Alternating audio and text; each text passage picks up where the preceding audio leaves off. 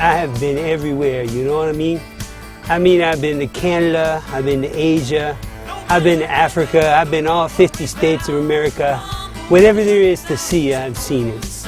And I've learned from people along the way. I've gathered perspective from other people's lives. All your experiences kaleidoscope together to bring you an understanding of the world that's bigger than yourself. If you take the time to connect with people and learn from their experiences, you can broaden your own awareness, your own sense of who you are and where you belong in this world. I've been traveling to different countries, learning from different people. Some of the great philosophers have said that if you can just empty yourself and become one, just one with the world around you, you can suddenly be aware of things beyond yourself. I've been experimenting with different kinds of knowledge and exploring. And because of my vast experience, I've developed a superior understanding of not only man, but the whole world in which we live. And frankly, some people are intimidated by intellect.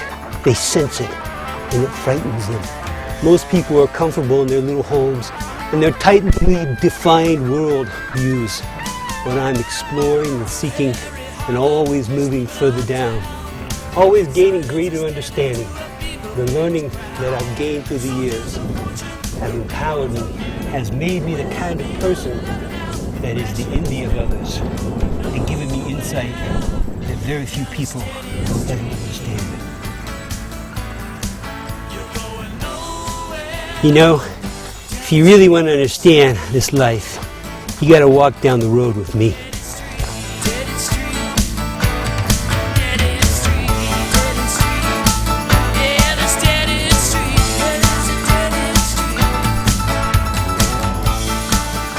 The character in the skit you just watched is my favorite of all. Getting dressed up in the old garb and pretending to hitchhike and walking down the road was a lot of fun. But just the whole idea of knowledge and wisdom and understanding and the pursuit of a perfect realization of personal awareness, all that stuff is just kind of fun to me. But the reality is people do spend their lives looking for answers, looking for knowledge, looking for wisdom, looking for understanding and perspective. Maybe it's about the universe or maybe it's about themselves. And actually in the book of Ecclesiastes, Solomon takes up the question of the quest for knowledge or the quest for wisdom or the quest for understanding. And in the first chapter of the 12th verse, he begins a description of this quest as he says, I, the teacher, was king over Israel and Jerusalem. I devoted myself to study and to explore all wisdom, by wisdom, all that was done under heaven. Now that's a huge thing for him to desire to do. And he concludes this verse by saying, what a heavy burden God has laid on men. Now, Solomon says that he made it his job in life. He devoted himself to the question of what is the world all about? What's life all about? What's important? What constitutes truth and knowledge and wisdom? And he says that this is a devoted study that he is going to both study and explore. Now it's tempting for us to try and figure out what the distinction is between those two. Some sort of analysis as compared to some sort of personal experimentation. In truth, the words are pretty much synonyms in the Hebrew Bible, so we don't want to make too much of a distinction, but we do know as we read through the book of Ecclesiastes that Solomon did exactly that. That he analyzed to determine the relationship between truths and experiences, that he experimented in life to find a greater understanding of issues that he was trying to probe into and have greater perspective on. I know that sounds kind of fuzzy, but the point is that Solomon is saying that he is going to explore the question of what is true and try to understand the meaning of life. And that's a huge deal. But the way he describes it, he not only says that he's going to do this, but he says he's going to, by wisdom, explore everything that's done under heaven. Well, what he means is he's going to examine all the sorts of things that go on and ask the question, what is this life really all about? Well, as he comes to the end of that verse, he kind of gives us an idea of what he expects he's going to find, because he says, what a heavy burden God has laid on man. A heavy burden might actually be translated as an evil task. Not evil in not evil in the sense that it's morally wrong, but an evil task in the sense that it is an ultimately frustrating conclusion that he anticipates that he's coming to. It's a terrible thing, a burdensome task, to try and figure out what the meaning of life is and what life is all about, if you are evaluating human life, again, from the perspective of the book of Ecclesiastes, as life under the sun. Life that ends in death, life that is framed by the domain of purely human existence. It isn't that Solomon doesn't know more about life.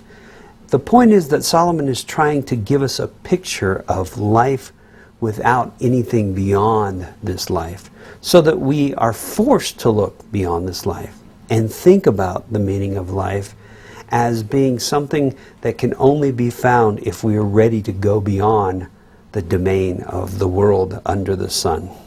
At any rate, in verse 14, as he continues exploring this, he says, I have seen all the things that are done under the sun. All of them are meaningless, a chasing after the wind. What is twisted cannot be straightened. What is lacking cannot be counted. I always thought this was a fascinating passage because it presents the idea of life is complex.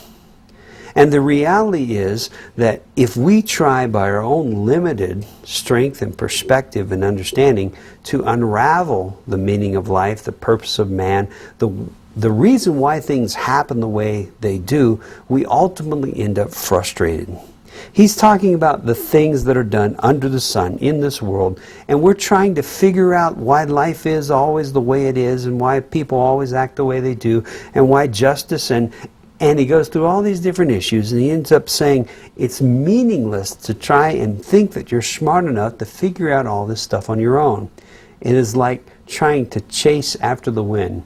Or we might also translate, and we've seen, and we see this word elsewhere, it's like trying to herd the wind.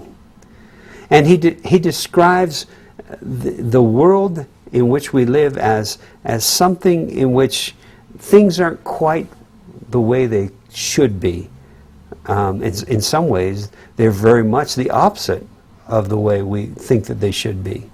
But the reality is that this world is bent, it is distorted, it is perplexing in such a way that in and of ourselves we can't quite figure it out. So the pursuit of wisdom, of knowledge, the life pursuit of understanding ultimately becomes a dead-end road if we think that with ourselves and our own resources, somehow we're going to figure everything out and master it. He says that the world in which that we live in, it's twisted, and we can't quite straighten it out. Well, part of the reason why we can't straighten it out is because in order to straighten it out, we'd have to know what the original shape was, the original design was. But trapped in our own limited perspective, our own socioeconomical background, our own limited perspective of ourselves and lives and stuff like that, life under the sun means that we can't get outside of ourselves and see a bigger picture of things and unravel the meaning of life. He says life in this world is lacking. It's kind of like a jigsaw puzzle where we don't have all the pieces. And since we don't have all the pieces, we don't know what the original picture or the full picture should look like. So how can we reconstruct it? There is a perplexity to this life, he says. And the reality is that life under the sun in this world is something that leaves us confused and wandering.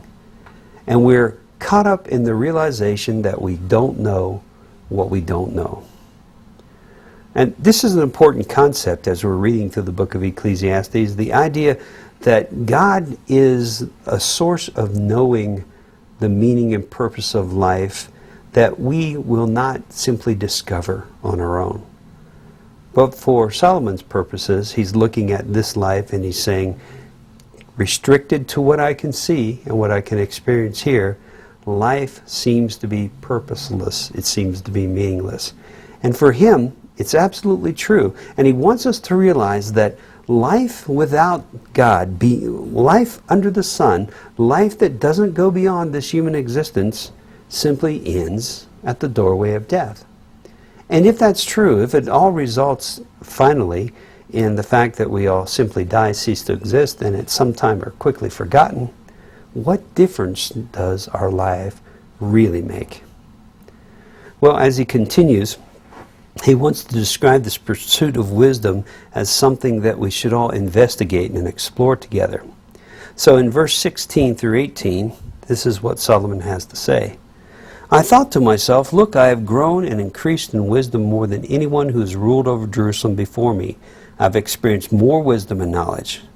Then I applied myself to the understanding of wisdom and also of madness and folly. But I learned that this too is chasing after the wind. For with much wisdom comes much sorrow. The more knowledge, the more grief.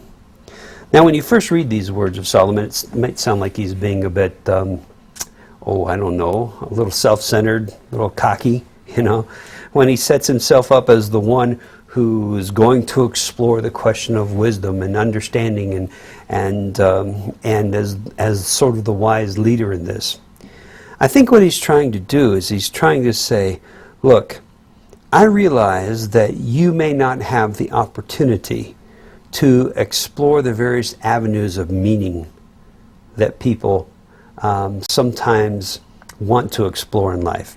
It's as if he says to us, I'm looking for meaning in life, so I look for it in terms of the pursuit of pleasure, and I find that to be disappointing. I look for it in terms of the acquisition of wealth, and I find that disappointing. I look for that in terms of the possession of power and influence and accomplishment, and I find that disappointing. I look for it in terms of, and he lists these different roads that he goes down as if to say, look, I've gone down these roads ahead of you. You don't need to go down them yourself. Learn from my example. Because what he wants us to do is figure out that we can learn from his perspective as he has investigated the question of what is meaningful, what is significant. And he seems to want to say to us that life without God, life restricted to just this world, life that can go no further than what we can see with our eyes and never make it beyond the point of the inevitable reality of death, can ultimately only be meaningless. And his prediction is that as he continues to seek meaning and purpose and significance in life, his prediction is pain.